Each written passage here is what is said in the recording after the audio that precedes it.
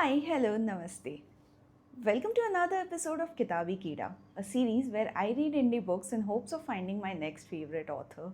Without further ado, let's dig into the TBR jar of fantasy and see what we are reading this time.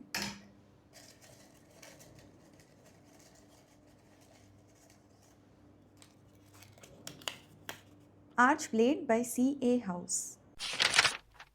Angel had her life down to a simple formula: do her work, do her research, and do what was asked of her. She signed up for a mission on the Forerunner that was supposed to be a routine, with the hope that she could make a breakthrough or two along the way. However, when the starship gets pulled onto an unknown planet, even her meticulous planning can't solve their problems. Now she and the crew find themselves trapped with no way to leave, no way to contact home, and under the looming threat of an enemy they don't understand.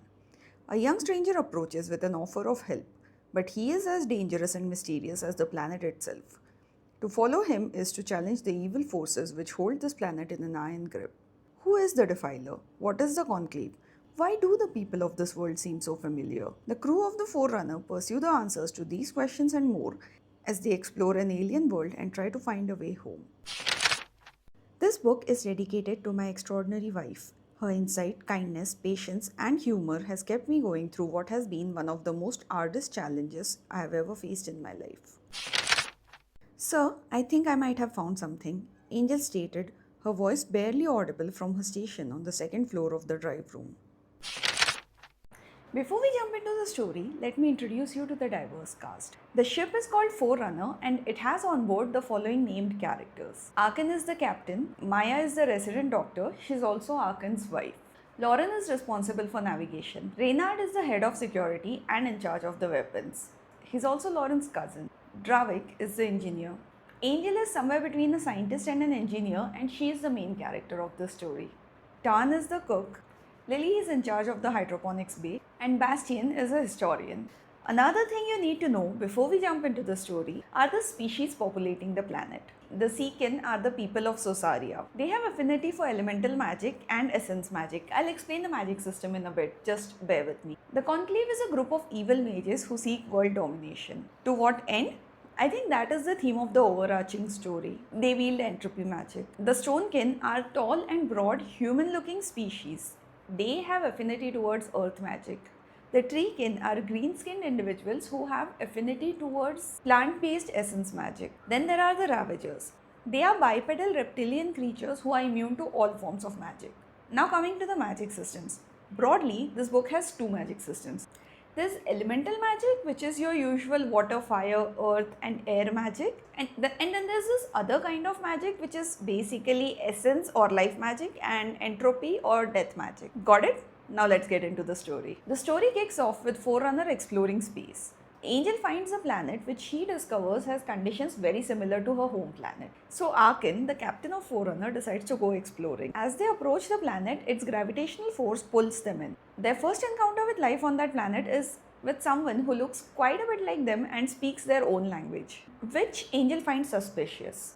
The man lets them know that he belongs to a collective known as the Conclave and he invites them in for a tour. And surprise, surprise, the guy our main character found suspicious is indeed suspicious. In order to steal their ship, he tries some murder magic and our crew is only able to fight him off because a good guy alien shows up. They befriend the alien and he introduces himself as Lark. Angel is ordered to show him around.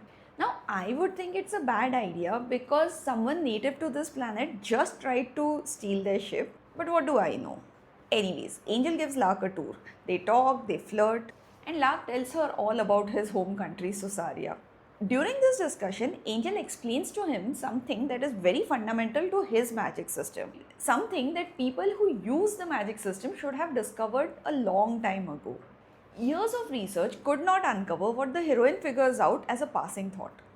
Alas, such is the fate of strong independent women. On the way, they have to stop to refuel, where they are promptly attacked by the Conclave again, and Lark saves the day again. All I'm saying is, at this point, if I was a crew member, I would have thought that Lark is in cahoots with the Conclave. So they land in Sosaria. Immediately, the head of the people's representatives wants to commandeer Forerunner. Okay, granted, Lark gets in a verbal spat that saves the day, but couldn't he have at least given the crew a heads up at this point? Acting a little sus over here, Mr. Lark the Defiler. Oh, and I forgot, this nickname, the Defiler, was bestowed upon Lark by the Conclave. Why?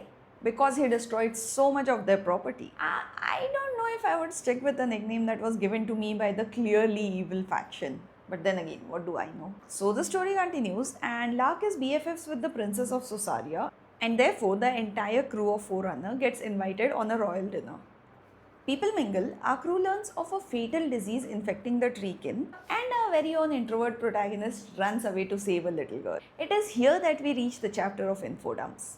We learn everything there is to learn about the geopolitics of this new world, along with a very major secret about Lark's identity, which I'm not going to spoil because the book is going really well so far. Though this chapter is exposition heavy, it doesn't break the immersion because of the people it focuses on. I assume this chapter is how a normal conversation would go if a curious historian was to meet a history expert from a different planet.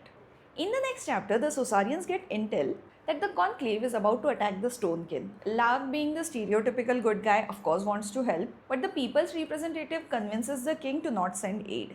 Lark goes anyways, and our crew joins him. As the heroes travel to the Stonekin, we get montages of evil people doing evil things and good people doing questionable experiments. Again, Angel says something very basic and Lark is baffled for a second time. And so the battle happens. Our good guys are on the back foot until a small segment of Ravagers shows up, completely transformed into four-legged armored creatures. I imagine it looks something like a bipedal lizard transforming into an armored crocodile. Pretty cool, to be honest. And so the good guys win. Until this point, the Ravagers and the Stonekin were sworn enemies of each other. But with little help from Angel, they are able to find common ground. The head of the Stonekin bestows upon Angel a bunch of expensive gifts and gives her a tour of his facility. Now look, I get that they are grateful for Angel's help, but showing an alien all of your secrets seems a little foolish to me.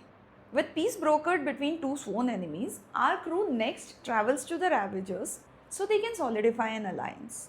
And within this short journey, Angel and Lark go from sometimes making out to deep, deep feelings. Slow your horses, guys. So they make it to the Ravagers, and Lark realizes that the head lizard is corrupted by death magic, and so he kills him. These creatures are supposed to be immune to all forms of magic. So this corruption puzzles Lark for like 1 minute before the crew steps in to help him out. Are you ready for this? The Conclave has been corrupting species all over the planet by corrupting their food. So Maya, the brilliant doctor that she is, designs a cure for all of the Ravagers, and with that, their enmity with the Stonekin is a thing of the past. Again, our crew gets a tour of the city, and again I am confused as to why secrets are being shared with aliens. From here, our crew flies all the way to the other side of the planet to meet with the Treekin. With all pieces of the puzzle in place, Maya has finally been able to synthesize a cure for the disease that was pointed to us all the way back in Sosaria. On the way, of course, they are attacked by the Conclave, now featuring new and improved monsters. The monsters abduct some of the crew members along with Angel, and Lark gives chase.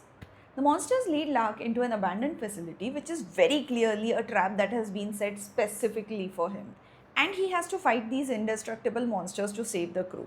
Now, they have been alluding throughout the book that Lark can also do death magic, and I thought here is the place where he would finally embrace it.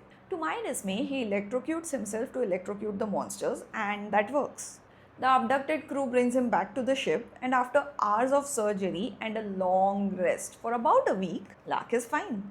Just in time to meet with the Treekin. Maya demonstrates her amazing cure on the matriarch of the Treekin, and when it works, she distributes her amazing cure. What? Did you doubt the heroes? With the Treekin back to 100% health, it is time for the Avengers to assemble. Lark is ready to fight the Conclave, but is everyone else? If everyone does come together, who would lead this alliance? Will they be able to defeat the Conclave? And what's next for our heroes? These are questions I won't answer because I want you to read this book. And also because I promised the author I would not divulge anything from the last 20%. Number 1. The lead cast was quite diverse, but enough time was spent on developing each character. Number 2. I like the diversity of species on this planet. Quite often in fantasy series, the entire planet is reduced to one species and one location. I like that there was variety here. Number 3. The pace is fast, the story is tight, and just enough questions have been left unanswered for the rest of the series. Number 1. I was was really hoping that Lark's arc throughout this book would be to accept the duality of his personality and start wielding entropy magic for good, especially in that scene where he had to save the crew from indestructible monsters. I thought Lark would use entropy magic to kill them, but what he did instead was reckless and stupid. Number 2. The romance could have been built up a little bit before they were completely and madly in love. Number 3. Specifically because this is a good book, Angel talking about something basic and that shattering Lark's entire worldview, not once but twice, to me did some serious damage to Lark's IQ. Like anytime it comes to a battle, Lark is a genius. But anytime it's about science, it's almost like he's 5 years old, and that kind of takes away from the main character. I would definitely encourage you to read this book.